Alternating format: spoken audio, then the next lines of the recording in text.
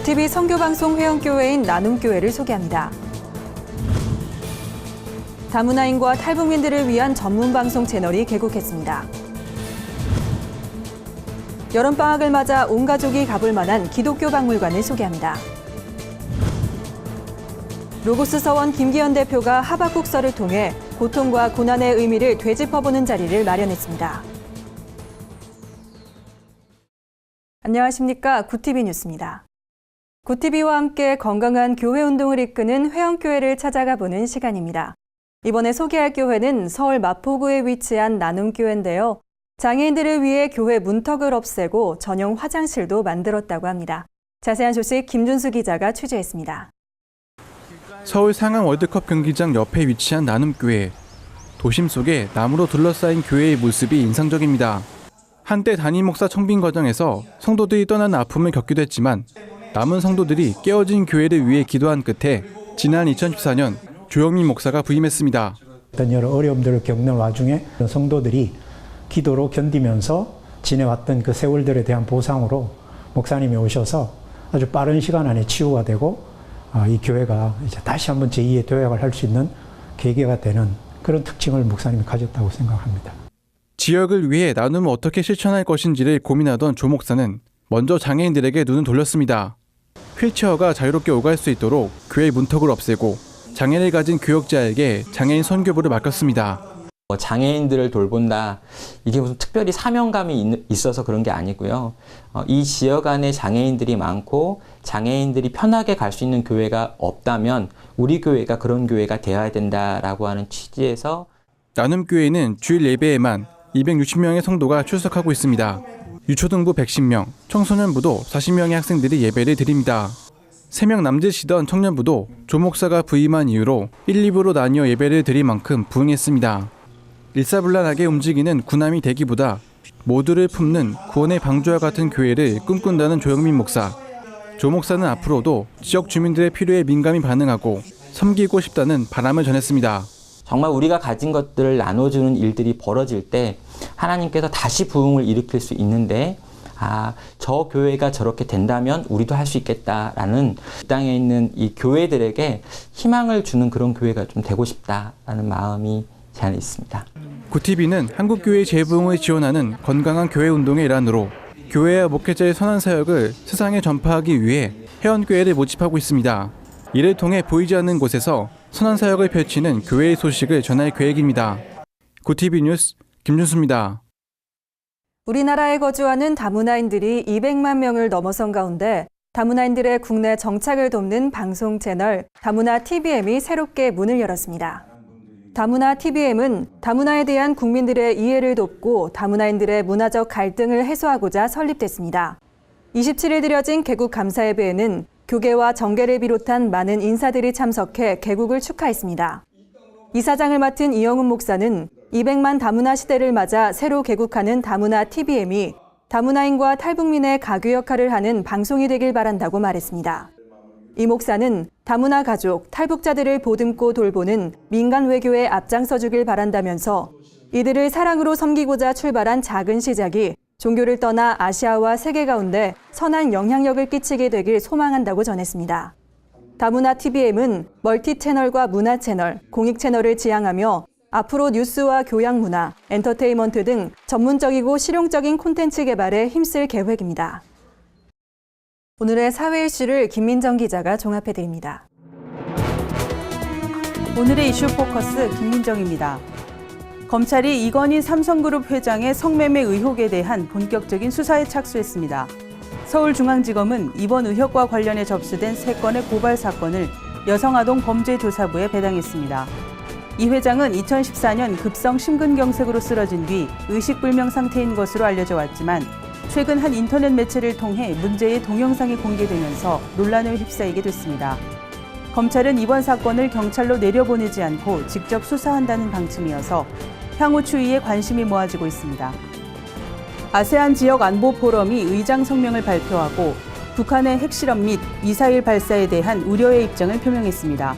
아세안 지역 안보 포럼은 27일 성명을 통해 유엔 안보리 결의를 위반한 북한의 핵실험과 미사일 발사 등 한반도의 현 상황을 우려한다는 뜻을 밝혔습니다. 이들은 또 한반도 지역 평화의 중요성을 강조하며 한반도 비핵화를 지지한다고 말했습니다. 최근 뜨거운 이슈로 떠오른 사드 배치에 대한 언급은 없는 것으로 전해졌습니다.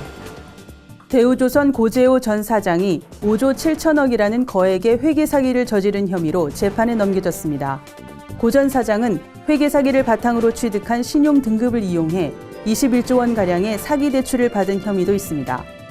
부풀려진 실적 덕분에 대우조선 임직원들은 실제 적자에도 불구하고 4,960억 원에 달하는 성과급 잔치를 벌였다고 합니다.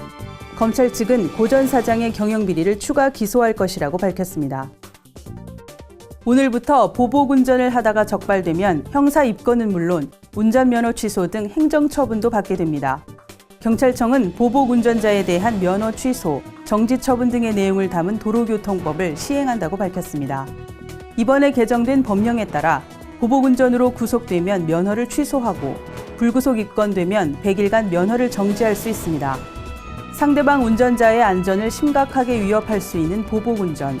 이번 법령 시행이 보복 운전 근절에 얼마나 기여할 수 있을지는 지켜봐야 할 것으로 보입니다. 유희로 부총리 겸 기획재정부 장관이 대기업 노조 파업에 대해 강경한 입장을 표명했습니다. 유 부총리는 27일 경제관계장관회의에서 대기업 노조의 파업은 더 절박한 어려움에 처해 있는 협력업체와 비정규직의 고용 불안을 가중하고 경기 회복에 찬물을 끼얹는 것이라며 구조조정으로 어려움에 처한 근로자들은 특별 고용 지원 업종 지정에 따라 촘촘하게 지원하겠다고 말했습니다. 구티비 뉴스 김민정입니다. 여름방학을 맞아 자녀들과 함께 여행 계획 세우시는 분들 많으실 텐데요. 올해는 온 가족이 함께 한국 기독교의 역사가 살아 숨쉬는 현장을 찾아가 보는 건 어떨까요? 가족 단위로 부담 없이 다녀올 만한 서울 근교의 기독교 박물관을 소개합니다. 박은정 기자입니다. 우리나라 최초의 기독교 박물관인 숭실대 한국기독교박물관은 한국교회의 역사는 물론 민족 문화를 동시에 살펴볼 수 있는 700여 점의 유물을 소장하고 있습니다. 박물관 1층의 한국기독교 역사실에서는 한국개신교의 수용 과정과 선교사들의 활동, 기독교 발전상을 한눈에 살펴볼 수 있는 다양한 유물들이 전시돼 있습니다. 대표 유물인 경교돌 십자가, 최초의 한글 성서인 누가복음 등을 통해 기독교 역사를 한눈에 조망해 볼 수 있습니다. 한국 기독교 박물관에는 최초의 한글 성경 및 찬송가 등 다양한 유물이 전시되어 있습니다. 이번 여름방학에 방문하신다면 가정이나 교회에서는 배울 수 없는 풍부한 역사 자료를 통해서 아이들의 지식은 물론 신앙심도 함께 키울 수 있습니다. 양화진 외국인 선교사 묘원에는 복음의 씨앗으로 대한민국을 위해 헌신했던 선교사와 그 가족 145명이 안장돼 있습니다. 한국 개신교 선교의 개척자라 불리는 언더우드 선교사부터 양화진에 최초로 안장된 해론 선교사까지 모두 만나볼 수 있습니다. 참배객들이 그 선교사님을 보내신 하나님이 여러분들도 참배를 하면서 똑같은 하나님이 여러분을 통해서 많은 일을 역사를 하실 거라고 그렇게 생각했으면 좋겠다고. 특히 묘비 곳곳에 남은 역사의 흔적을 살펴보는 것이 관람 포인트입니다. 이곳은 6.25 전쟁 당시 격전지가 된 현장으로 총탄에 의해 묘비 곳곳에 총탄 자국이 선명하게 남아 있습니다. 당시의 애환이 고스란히 담긴 묘비의 모습은 또 다른 감동으로 다가옵니다. 교과서에서만 들었던 선교사 분들을 여기 와서 직접 만나 뵙는 거잖아요. 그래서 되게 글자로만 봤던 익숙하지 않았던 그런 것들이 되게 좀 마음으로 좀 와닿는 부분이 있었던 것 같고, 아직 전도되지 않은 조선임에도 불구하고 성경을 번역해서 오시는 선교사님들의 모습을 봤는데 그 되게 노력하시는 모습을 보고 대단하신 분들이구나 하고 느꼈습니다. 창조론 교육을 목적으로 세워진 창조자연사박물관은 여름방학을 맞아 박물관 성경학교를 진행하고 있습니다. 박물관 관람은 물론 기독교 세계관을 바탕으로 한 강의도 열려 올바른 창조론을 배울 수 있는 기회가 될 것으로 기대됩니다. 구티비 뉴스 박은정입니다. 로고스 서원 대표 김기현 목사가 하박국서를 깊이 있게 묵상한 책 하박국 고통을 노래하다를 8년 만에 재출간했습니다. 김 목사는 고난의 문제와 치열하게 씨름한 자신의 생생한 체험을 바탕으로 크리스천들이 고통과 고난의 의미를 어떻게 받아들이고 극복해야 할지 감동 깊게 펼쳐냈습니다. 27일 열린 북토크에서 김기현 목사는 고통을 겪으며 제일 힘들었던 것이 하나님의 침묵이었다며 시간이 지나면서 하나님은 내 고난을 위해 울고 계신다는 사실을 깨닫게 됐다고 말했습니다. 김 목사는 하박국 선지자의 삶을 통해 하나님의 침묵이 주는 교훈에 주목하고 이 땅의 크리스천들이 타인의 고난을 외면해선 안 된다고 강조했습니다. 이어 고통당하는 이스라엘 백성의 탄식에 오직 하나님만이 응답하셨다며 우리 크리스천들은 남의 고통에 귀를 기울일 줄 아는 감수성을 잃어버려선 안 된다고 말했습니다. 오늘의 주요 단신을 박은정 기자가 정리해드립니다. 주요 단신입니다. 세계성서공예연합회의 보고에 따르면 지난해 전 세계의 성경전서 반포가 2014년보다 약 1.5% 증가해 약 3,400만 부의 성경이 반포된 것으로 나타났습니다.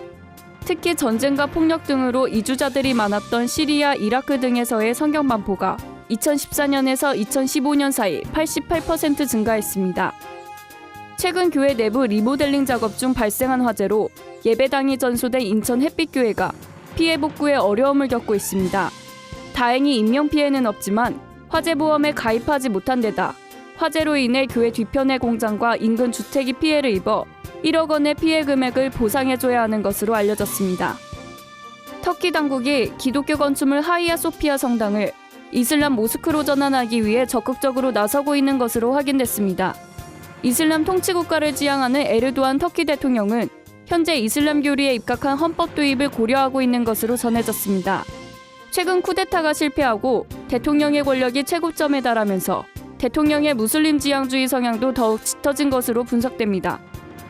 성산생명윤리연구소가 최근 사랑의 교회에서 옥시 가습기 살균제 연구와 경제적 이해 상충의 문제라는 주제로 생명포럼을 개최했습니다. 발표를 맡은 서울대 의대 김옥주 교수는 옥시 사태는 제약회사와 대학, 연구진의 유착관계로 빚어진 참사라며 제2의 옥시 사태가 일어나지 않도록 연구진이 기업의 압력으로부터 벗어날 수 있는 제도가 마련돼야 한다고 제언했습니다. 구TV 뉴스 박은정입니다. 이상으로 뉴스를 마칩니다. 구TV 뉴스는 인터넷 신문 뉴스미션을 통해서도 보실 수 있습니다. 시청해주신 여러분 고맙습니다.